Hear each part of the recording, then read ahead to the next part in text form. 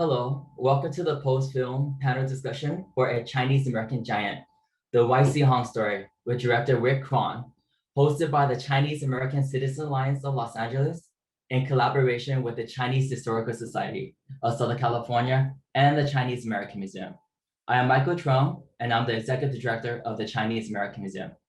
I'd like to acknowledge and thank the FCAM board, the FCAM staff, the board of the Chinese American Citizens Alliance, and the board of the Chinese Historical Society of Southern California. And a special thank you to our community partners, the Chinese Consolidated Benevolent Association of Los Angeles.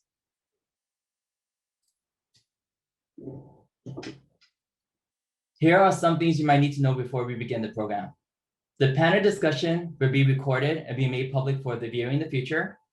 Please keep your microphone and video off for the duration of the program. At the end of the program, we'll take a group photo. At this point, the Chinese American Museum staff will provide instructions to turn on your video for those who wish to participate. For the best experience, we ask participants to choose speaker view by moving your cursor on the top right and click on speaker view if you're using a computer. If you're experiencing technical issues, please send a chat message to the Chinese American Museum for assistance. I'd like to start the program by welcoming tonight's program moderator, Wei Yang. Wei is the current president of the Chinese American Citizen Alliance of Los Angeles chapter and has been an immigration lawyer for the Los Angeles corner over 20 years. Thank you for being here with us, Wei. I let you begin the program. Thank you, Michael. Good afternoon, everyone, and welcome to today's panel discussion on Wei Hong and Rick Quan's documentary, A Chinese American Giant, the Wei Hong story. Once again, my name is Wei Yang, and I'm the president of the Chinese American Citizens Alliance Los Angeles chapter. And it's my pleasure to be your host today. The Chinese American Citizens Alliance, or C.A.C.A, is the oldest Asian American civil rights organization in the United States.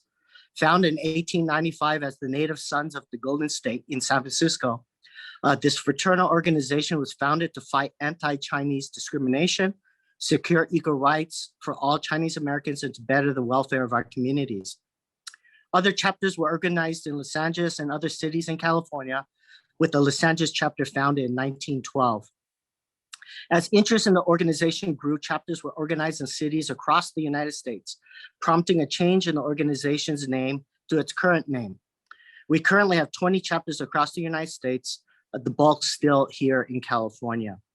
Eugene Hong, popularly known as Wei Hong, is an important figure within C.A.C.A, and C.A.C.A was a big part of his life. After becoming a lawyer and graduating law school, Wei served his first stint as president of the C.A.C.A Los Angeles chapter from 1926 to 1929. Wei served again as president of Los Angeles from 1941 until 1949. That same year, Wei was elected as grand president of the C.A.C.A National Organization at the biannual national convention held in Los Angeles that year. Wei was elected to another two-year term as grand president at the biannual national convention in Oakland in 1951. Besides his significant leadership role at C.A.C.A, his most important enduring legacy will be his advocacy and political lobbying he led with other C.A.C.A members from 1926 to 1946. So that's a 20-year period, seeking a law to allow the reunification of Chinese American families while allowing the immigration of Chinese wives of American-born Chinese men. During the long Chinese exclusionary period, Chinese women were unable to immigrate to the United States with few exceptions. When the Chinese Exclusion Act was repealed in 1943, an annual cap of 105 Chinese persons was still in place. So even after the War Brides Act was passed, very few Chinese wives could immigrate due to this country cap. Wei was finally successful in his efforts in 1946 when a short two-paragraph law entitled Chinese Alien Wives of American Citizens was passed, amending the Immigration Act of 1924 to exempt foreign-born wives of American citizens from the Chinese cap. This advocacy and lobbying still exists today at C.A.C. as we pursue issues and interests important to Chinese Americans. The most recent example is C.A.C.'s leadership in the Chinese American World War II Recognition Project that resulted in the passage of the Chinese American World War II Veteran Congressional Gold Medal Act in 2019 to honor the Chinese American men and women who served in the United States military during the war. At this time, I would like to turn our attention to the documentary. C.A.C.A. was one of the sponsors for Rick Quan's documentary, and we thank him for doing that work. I hope everyone was able to watch the documentary. For those who have not had a chance to watch the documentary, the film will still be available at the link provided in your registration confirmation for the next day or two. For the benefit of those who have not yet seen the documentary and to refresh all of our memories, please enjoy this short trailer of the Chinese American giant, the Y.C. Hong story. Hey Wayne, I just want to interrupt before we show the trailer to just acknowledge the fact that we just been Zoom bombed with two individuals that actually wrote really, offensive items in the chat box. I just want to let everybody know that they have been banned from Zoom. And these are the reasons why we need to continue to tell the stories that we do and share our stories of the Chinese American experience, because we're still dealing with this anti-Asian hate and the racism that still exists today. Thank you very much, Michael. So we could now show the trailer. Thank you.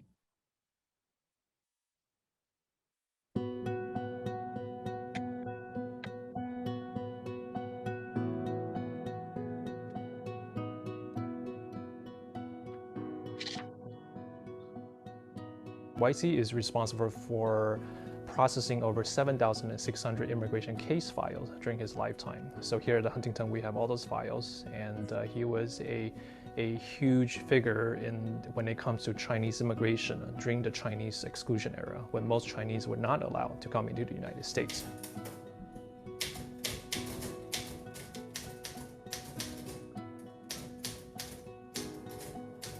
And it was the first time I realized how wonderful it really was to be born in America. Because I thought, I didn't know it was so difficult for people that wanted to come to this country. He could have made more money just doing business law, but he dwelled on the immigration area because of the suppression of the immigration from the Chinese family from overseas, and he did wonderful work. Because they recognized his position in the Chinese community, they sought him out as much as he sought them. He understood and recognized that you really had to deal with politicians in order to get laws changed. And so that was, in great part, the reason for his interest and involvement in politics. YC and his cohorts, some of whom I've mentioned, were the ones that would conduct the lobbying, conduct the fights, conduct the strategy to try to get the law improved for Chinese so they could better bring their wives to the United States, so we could reunify the family.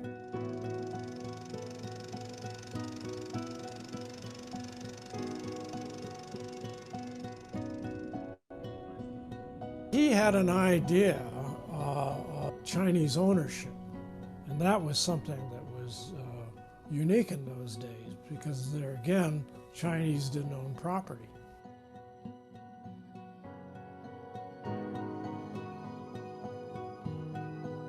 It's not the size of the individual, it's what one does. And what he has done in his life, I think anybody should have respect for an individual like that. His accomplishments are just tremendous and great.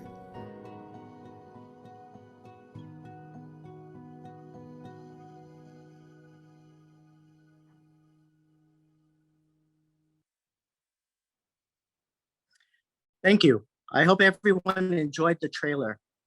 At this time, I would like to introduce the panels for today's program and give a short bio for each of them. I'm going to introduce Rick Quan at this time. He will be joining us in a few minutes. Rick Quan is an award-winning journalist and documentarian. He is currently the 10 p.m. news anchor for KITV4, the ABC affiliate in Honolulu, Hawaii. Before then, he spent more than 30 years working in the San Francisco television market. Rick is the first Chinese-American TV sports anchor in the country and the first American male to be a full-time anchor in San Francisco. He has also won numerous awards for documentaries on pioneering Asian Americans. His subjects have included Ed Lee, the first Chinese-American mayor of San Francisco, acclaimed dancer Dorothy Toy, and world championship drag racer Al Young. His most recent film was a half-an-hour documentary about Y.C. Hong, the first Chinese-American immigration lawyer in the country. I would like to introduce Wei Yang. Wei Yang is a curator of Pacific Rim collections at the Huntington Library. His last exhibition, Y.C. Hong, Advocate for Chinese American Inclusion, was on view at the Huntington in 2015. Wei's next exhibition, printed in 1085, will focus on Huntington's oldest printed book and is scheduled to go on view in 2022. From 2008 to 2014, he held the positions of institutional archivist and project archivist at the Huntington. Wei served as board member for the Society of California Archivists from 2015 to 2017. He received his Master of Science in History from the University of Edinburgh and Masters of Library Information Systems, I hope that's correct, from San Jose University. Panelist Nowland Hong. Nowland Hong is the eldest of two sons of Eugene Hong and his wife Mabel. Nowland received his JD from the USC Gould School of Law, just like his father. Nowland is a practicing attorney in Los Angeles, specializing in corporate litigation for over 60 years, previously working as a lawyer in the LA City Attorney's Office and with the Port of Los Angeles. Nowland is a founding member of the Southern California Chinese Lawyers Association and was its second president. Nowland is a past national president of C.A.C.A. and past president of the Los Angeles Lodge, both just like his father. Lastly, I'd like to introduce Eugene Moy. Eugene Moy is a retired urban planner for the city of El Monte, a student of Chinese American history in Los Angeles, the unofficial historian of Los Angeles Chinatown, and a community activist. Eugene is also past president of C.A.C.A. Los Angeles Lodge, a past president of the Chinese Historical Society of Southern California, and is involved with many community organizations, including the Chinese American Museum. So at this time, I'd like to invite Eugene to go ahead and join us and to provide a historical background regarding Chinatown and the period of the times. Thank you, Wayne. It's sort of important to share our history, but it's also important to note that today is kind of a historic day too. Those of you who have been listening to the news know that there has been a verdict in the murder of George Floyd, and that's an example of the back and forth struggles that many minority folks and immigrants have faced in this country as they tried to become full-fledged American citizens. So, what I'm just going to share with you is just a brief synopsis of Chinese American history. But it should be noted that it applies to all Americans and all immigrants and all people who have been a part of this country. Chinese have been really coming to America since the 17th and 18th centuries. We don't hear much about them here in this country because they were really in Mexico, the Caribbean, Central and South America. Many were indentured servants, many were service professionals, providing personal services, that is. But also there were many entrepreneurs who started businesses in the Caribbean, Jamaica, and other places. So we have an early history of Chinese migrating to America. In Southern California, we know that there were Chinese in Los Angeles in the decade of the 1850s, and we began to see the semblance of a Chinatown beginning in the 1860s. But it was not always easy. It was a little bit rocky. Chinese were welcome to perform tasks of labor or were a part of the economy in terms of resource development, working on irrigation and agricultural projects. And a few also set up shop in the LA community. But as I mentioned, it wasn't always easy being a minority here. We know that in 1871, there was a fight between two Chinese factions. Some shooting broke out. A sheriff's deputy got shot. Another man got shot. And the following riot was called the 1871 Chinese Massacre. And that resulted in about 18 or 19 Chinese being hauled off and hung and beaten to death. So our history in LA has been pretty rocky. And in the following years, though, we know that Chinese were hired in large numbers to help build the first transcontinental railroad. Actually, there were several other railroads that were built that heavily involved Chinese labor. Agricultural development helped boost California's economy. The U.S. Congress approved the Burlingame Treaty with China, which enabled Chinese labor to come and help support our growing West. However, the competition for labor led the political establishment, the U.S. Congress, to pass the 1882 Chinese Exclusion Act. And that law was in place for 60 plus years. One of the things that we'll hear about a little bit later is Y.C. Hong's role in helping the repeal of the Chinese Exclusion Act. But in the first 10 years, laborers were excluded. In the second 10 years, all Chinese were excluded. And then in the early 1900s, with the, 1913, the Alien Land Law prohibited Chinese and all other Asians from owning land, owning property in California. So there were many political and legislative and local social struggles that really led many Chinese to seek legal help. In the 1890s, Wayne mentioned the founding of the Chinese American Citizens Alliance. Initially, in 1896, a group of American-born Chinese really wanted to become part of American society. They tried to join the native sons of the Golden West. After all, they were native sons. They were born in America, but they were denied because they were Chinese.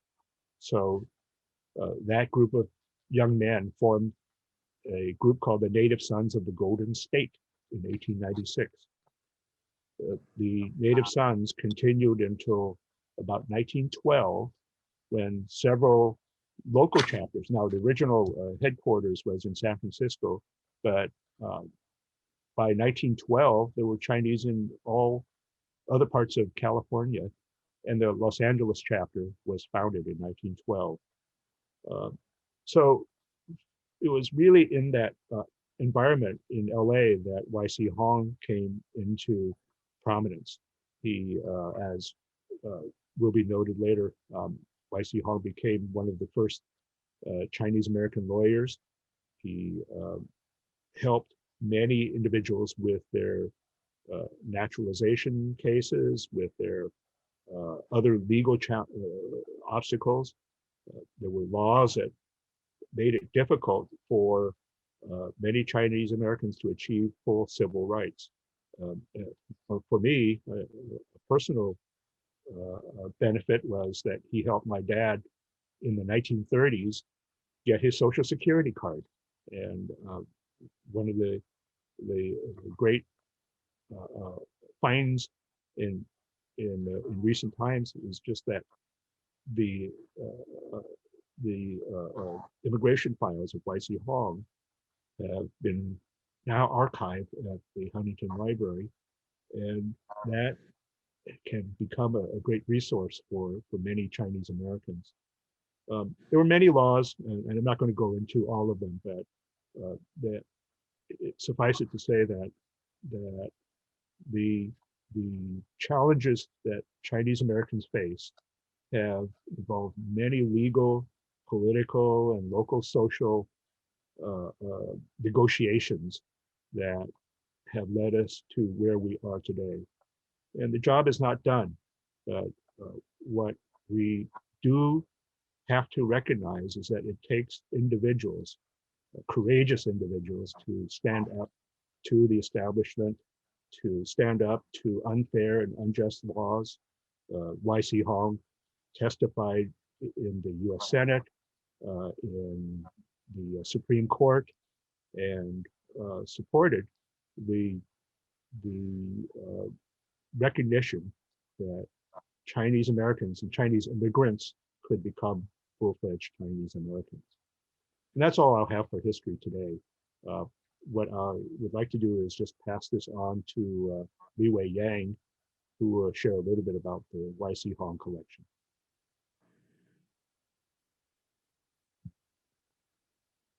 Thank you, Eugene. So today I'm going to go over the history of the Hong collections at the Huntington Library. So it was way back in 1999 and 2006 when Roger S. Hong, the younger brother of Nowland Hong, who donated the papers to the Huntington. So in 1999, he donated the legal portion of the papers to the Huntington. And then in 2006, he donated the personal and the professional papers of the Hong family, which includes Y.C. Hong, Mabel Hong, Roger Hong, and Nowland Hong. So the overall makeup of the collection is divided into the personal and professional papers of the four family members, the legal papers, which consists of over 7,600 individual immigration case files that were generated by Y.C. Hong throughout his professional career. There is the Roger S. Hong collections, which consists of his architectural documents of his work as an architect here in Los Angeles and in many other places around the world. And it also includes some older architectural drawings of old Chinatown, not old Chinatown, new Chinatown of the Hong buildings. And finally, there is the Hong family rare books. So this is a collection that was put together, acquired, curated, mostly by Mabel Hong in the 1930s to the 1940s. She was an active collector of rare books on Chinese arts, on Chinese history. And so this is also an interesting dimension of the Hong family, of her as a collector. And her book, we think, has a very strong influence on the design of the Hong buildings in Los Angeles, New Chinatown. And so my personal story was that I was hired by the Huntington in 2008 to process just the Hong family papers. And given that the numerous number of boxes within the collection, it actually took me just a little less than 2 years to fully process the collection to make it available. And so today, the collection is available to researchers who come to the Huntington, and a portion of the Hong family papers are also on the Huntington Digital Library so that people could access the collections online. And so right here, you see my emails on the left-hand corner. If you have any questions about the Hong family papers, if you want to access to see whether you have any, whether your relatives or your have any papers within the Hong legal papers, please feel free to email me. I'll be happy to answer any questions you have on accessing the collections, and I will help you along through the process. Sorry, I'm trying to, okay. And so within the Hong legal papers, like I said, there are 7,600 case files within them, and they're mostly about the sons and wives of Chinese American citizens. And there are also cases related to families or merchants, as merchants were one of the exempt group who could come to the United States. And so, but I think the overwhelming majority of the collections of the more than 7,000 case files were related to sons and wives of Chinese American citizens. That's their way of to be able to bring their families to reunify with their families here in the United States during the exclusion era. And over 99% of the cases were from Chinese and Chinese Americans clients, and this is no surprise, but occasionally we do see Japanese names. Sometimes we even see Western names, so that's quite rare. This is what a typical affidavit looks like within the Hong legal files. And so this is one of the very first documents that Y.C. Hong sent to the US Department of Labor to initiate, to start any sort of immigration process for his clients. And this particular clients, Hong Chui and Hong Ok. So this is a quite famous case that went all the way to the Federal Court of Appeals, because Hong Ok, the person who is the Chinese American son of Hong Chui, he was denied entry to the United States because they thought that his bone structure did not look right and did not match his actual age on paper. And so this is the kind of things that Y.C. Hong had to fight against during the exclusion era. And he had to enlist medical help. He had to enlist all kinds of help in order to fight back the accusation. However, he was not successful for this particular case. In addition to his legal careers, legal files, we also have a large holdings of his Y.C. Hong's work with Chinese American Citizens Alliance. And this is one of the early photos in 1928 when Y.C. Hong was president of the Los Angeles Lodge of the Chinese American Citizens Alliance. And we think that, or at least according to my conversation with Munson, that this is most likely a photo within the Garnier building here in Los Angeles with other C.A.C.A. members at the time. In addition, there are lots of documents and renderings such as this about the Hong buildings here in New Chinatown. And so because both YC and Mabel had a lot of influence on the design of the Hong buildings by working alongside Earl Webster and Adrian Wilson, the architect for New Chinatown. And so this is part of the collections that shows the early renderings of New Chinatown.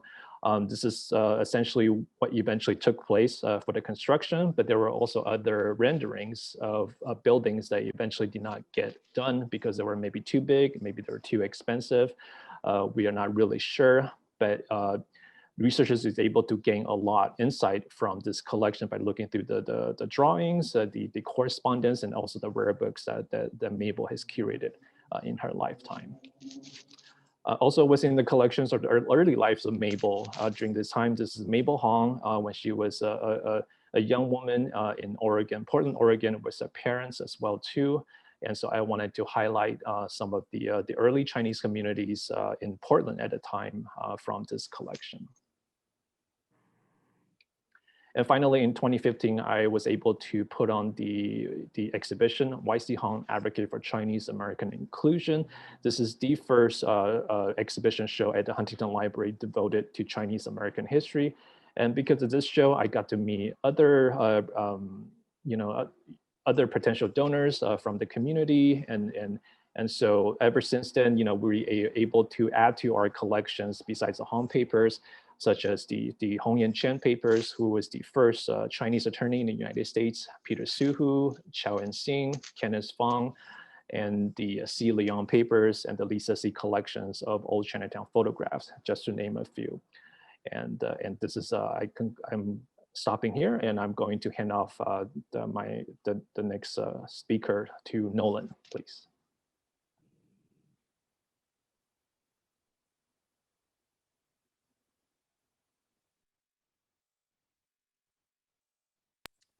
I know, Nolan, I thought that you're still on mute, so you please unmute yourself.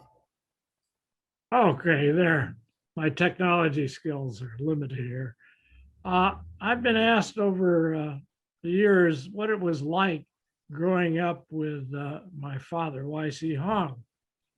And by and large, it was a great deal of fun. I know when I was very, very young, that it was a really big deal to have dad at home because he worked so hard and for such long hours and had to meet with his clients during nights and evenings since they worked odd hours in those days. But probably the most influential thing that I learned in dealing with my father is that he found it very easy to get along with people, whether they were Chinese, Caucasian, or in different walks of life. And he was able to be very comfortable and make people at ease when he was with them, which was a tremendous capability when you consider what how he grew up and as a person that was extremely poor, rarely had enough to eat as a child, and struggled with his mother, sister, and a younger brother who passed away.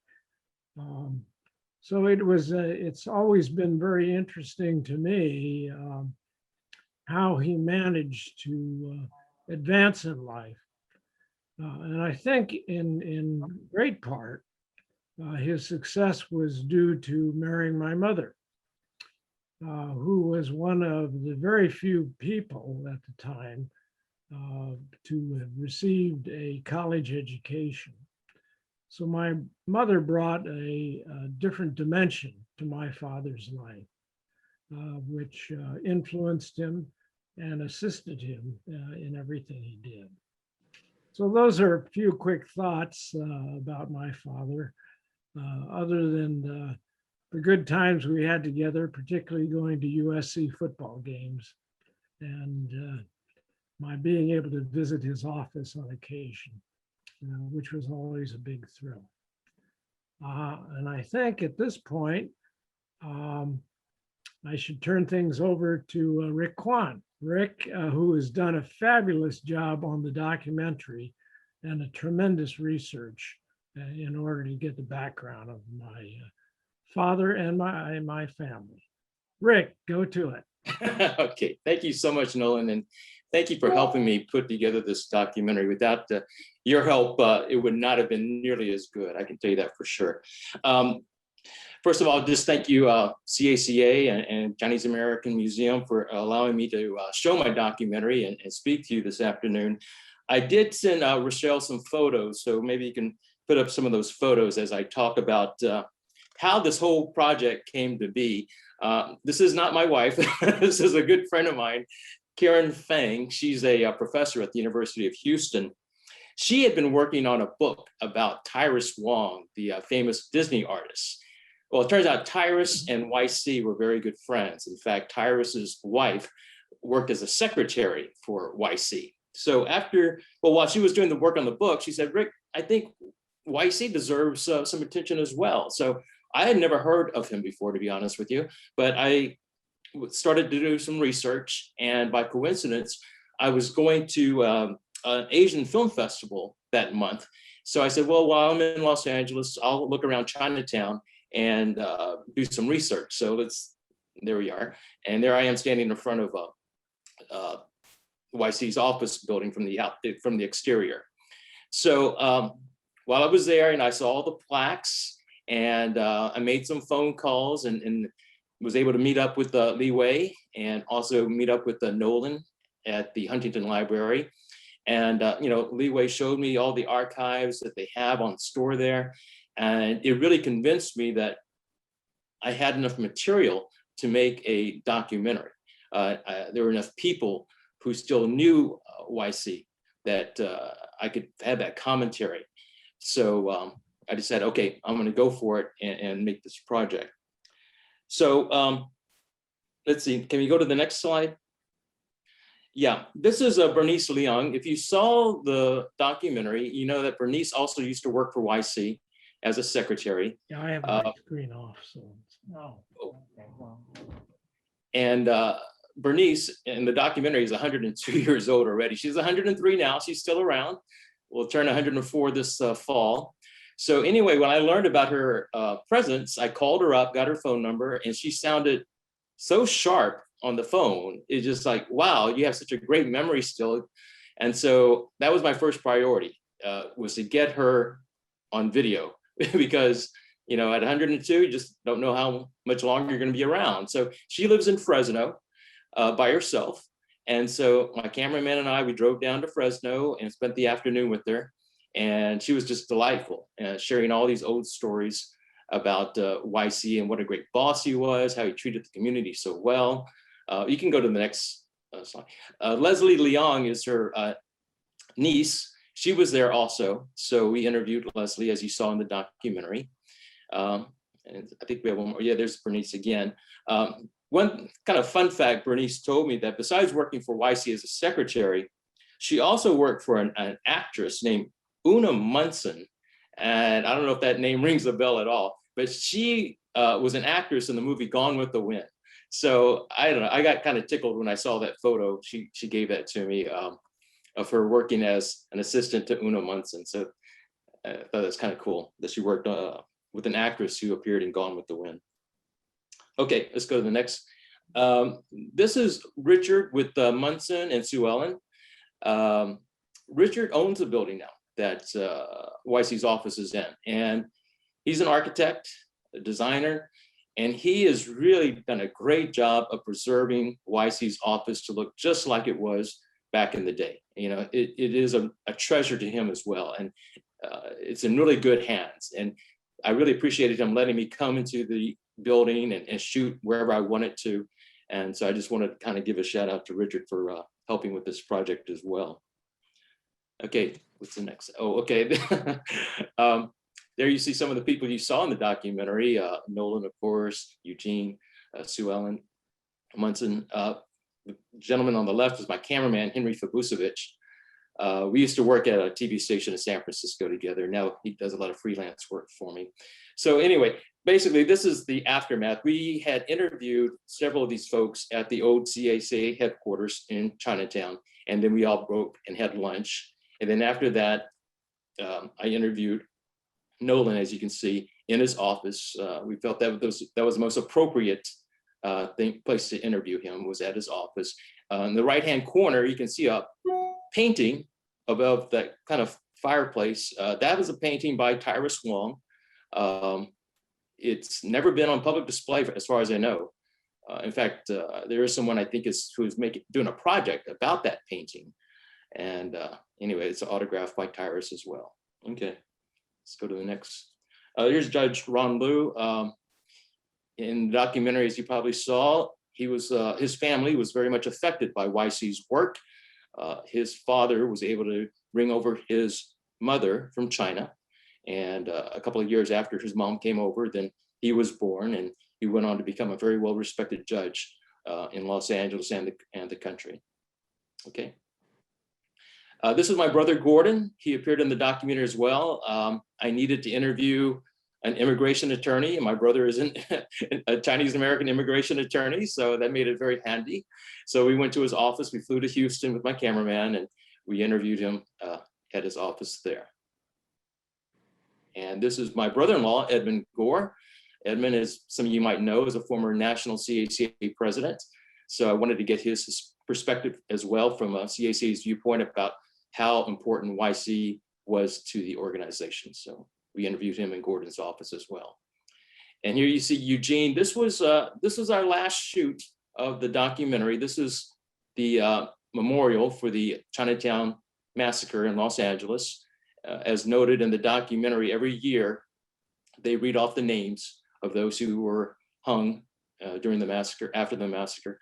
And so again, I flew down to Los Angeles with a different cameraman this time, and we shot the ceremony.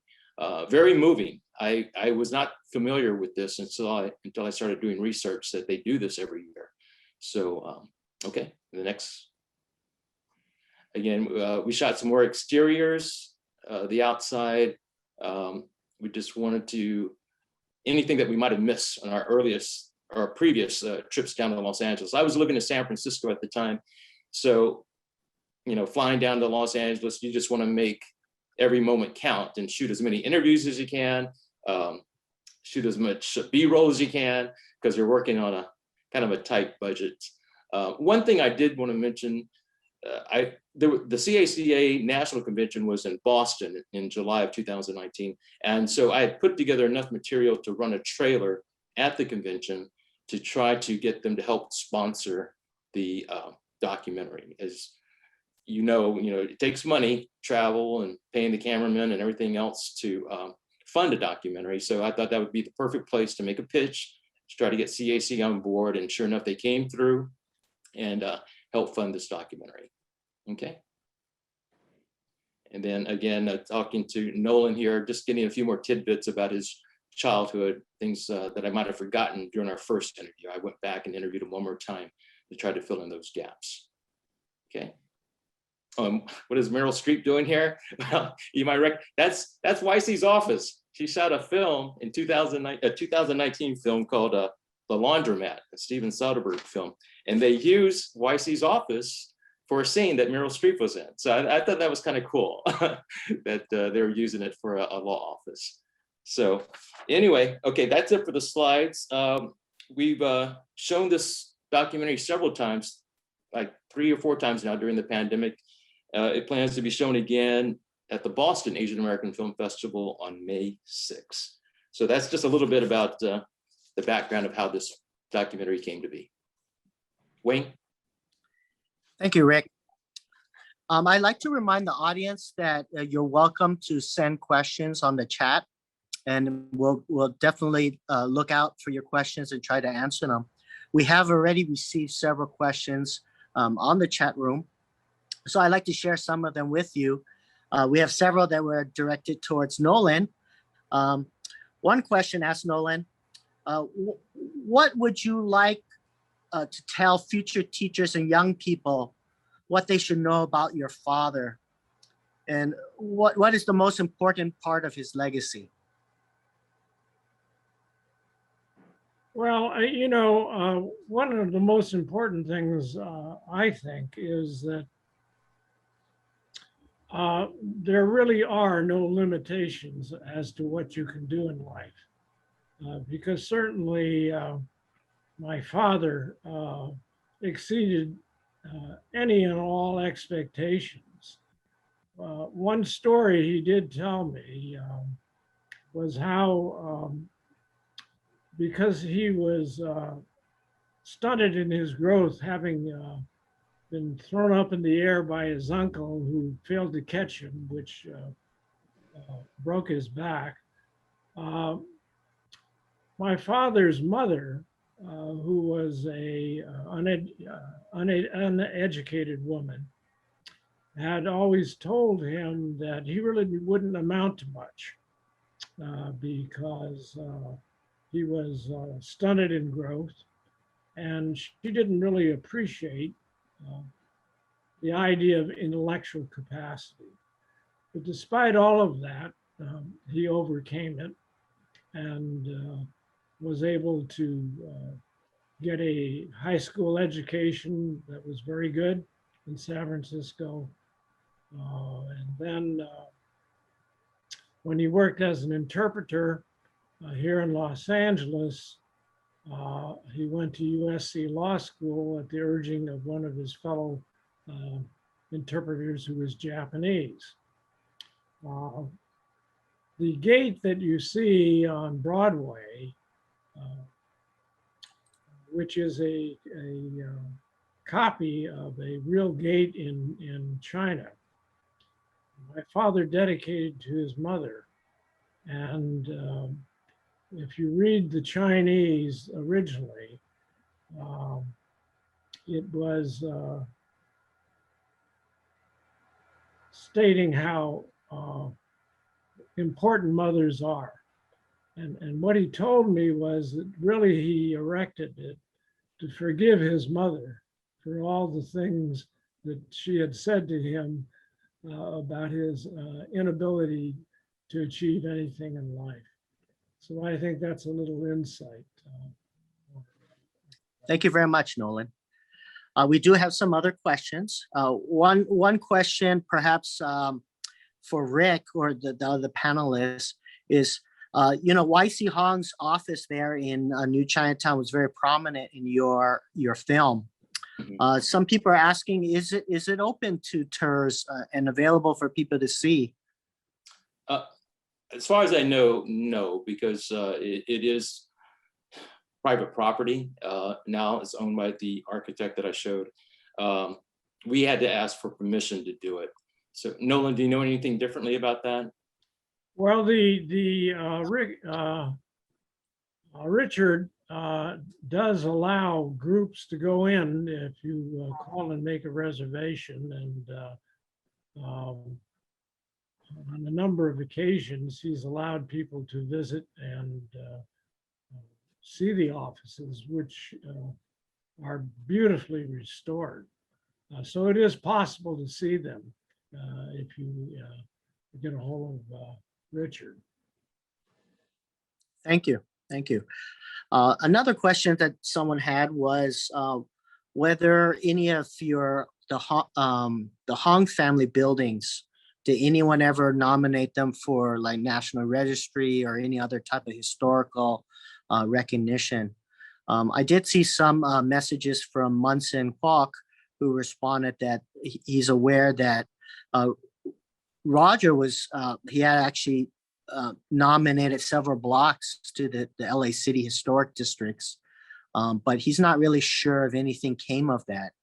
Do you know, Nolan, if anything more came of that and whether any of buildings are being recognized in any of those registers? No, there aren't any that I am aware of at this point in time. It's a very complicated process, Yeah. what I've heard, and there are limitations when you're designated as a historical building. So a number of the other property owners were not really in favor of having such a designation. Okay. Yeah, I can add to that. Go ahead. Go ahead.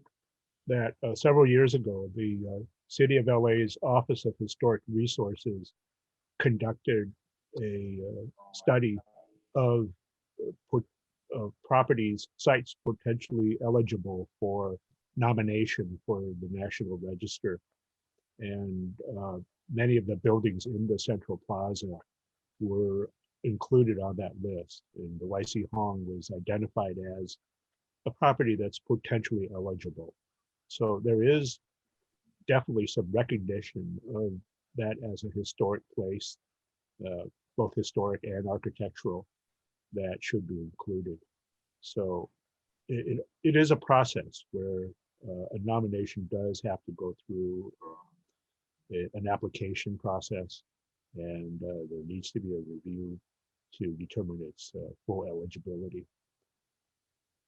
But I think that the property owner currently seems to be focused on preserving the building, as Nolan mentioned. Richard, Thank you, Eugene.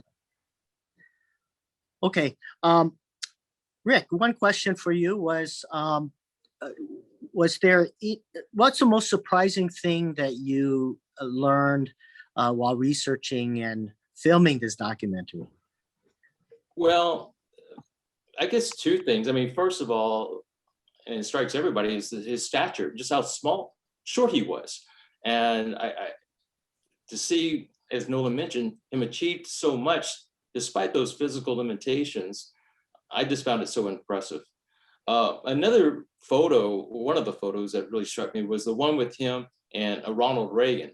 It just like showed me that this guy really got out there and tried to get in good with the politicians. You know, he didn't stay just in Chinatown. He understood that he needed to reach out to these politicians to make things happen.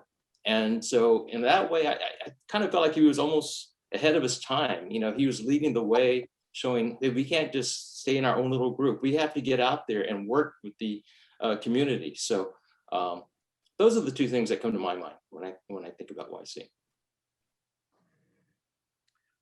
I did have a question for perhaps the panelists, and thank you very much for the segue, Rick.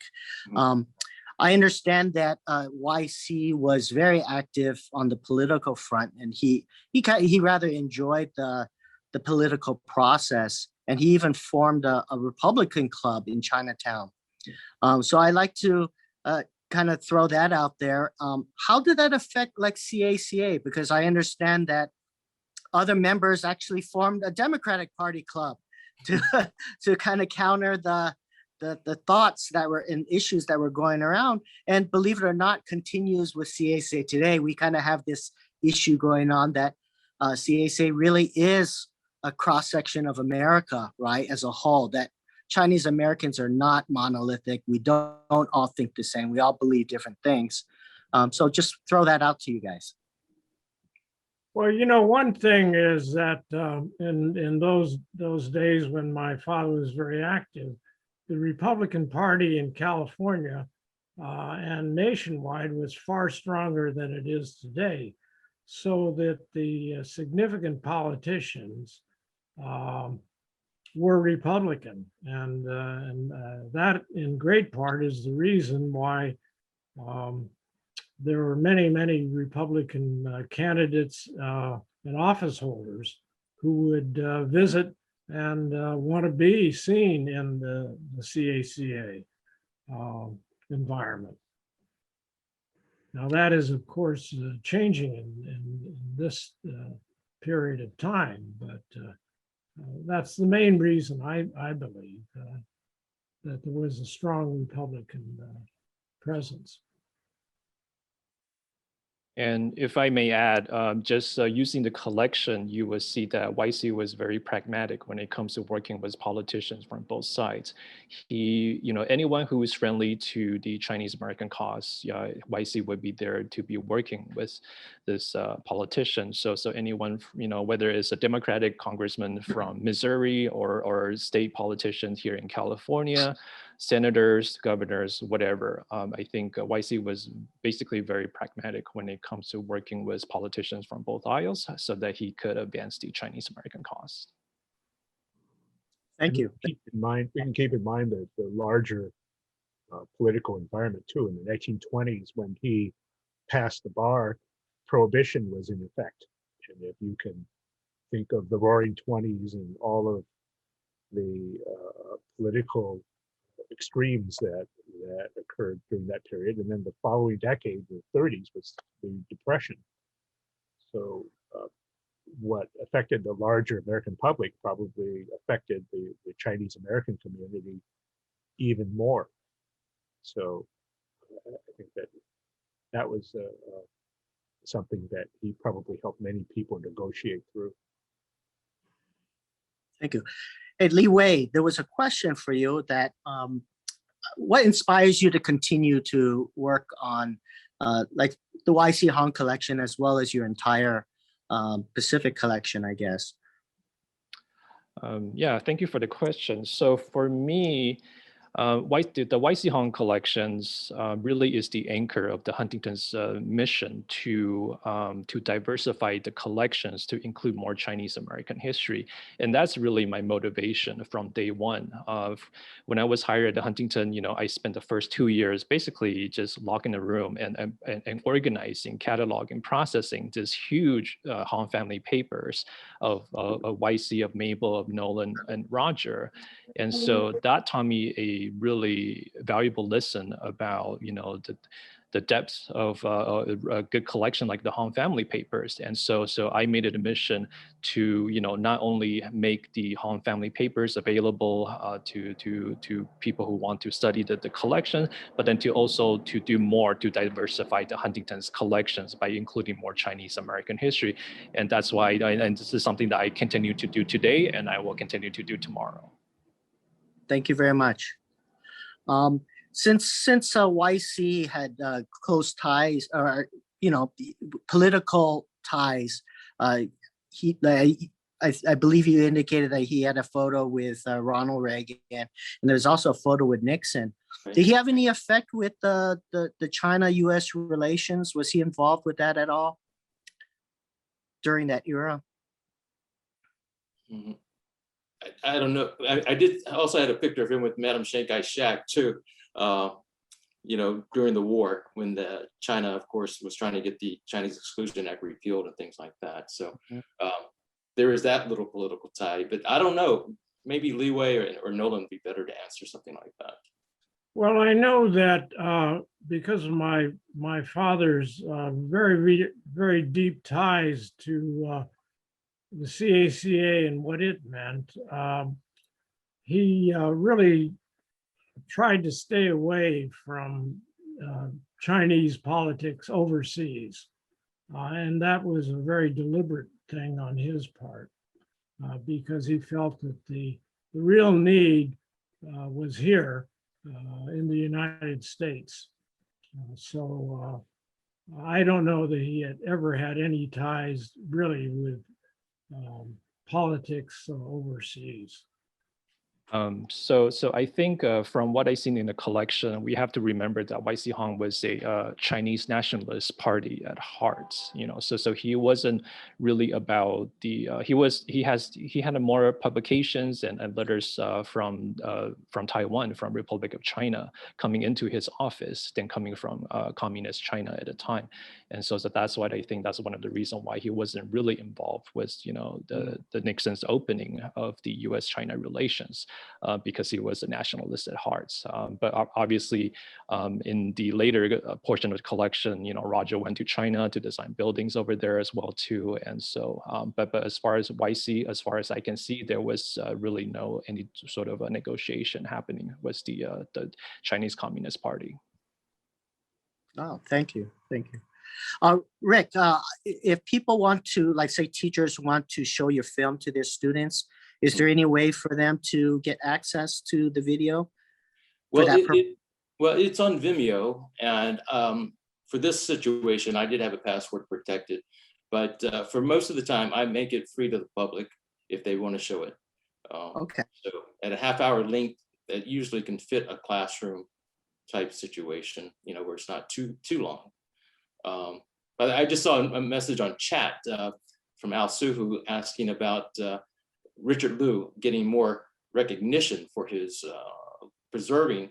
And I did ask him, Richard, if he wanted to be in the documentary, and he didn't want to be in it. He just wanted to be low key about it. So by all means, he does deserve the recognition, and he's doing a great job of preserving YC's office. But I did try to include him, but he didn't want to be in it.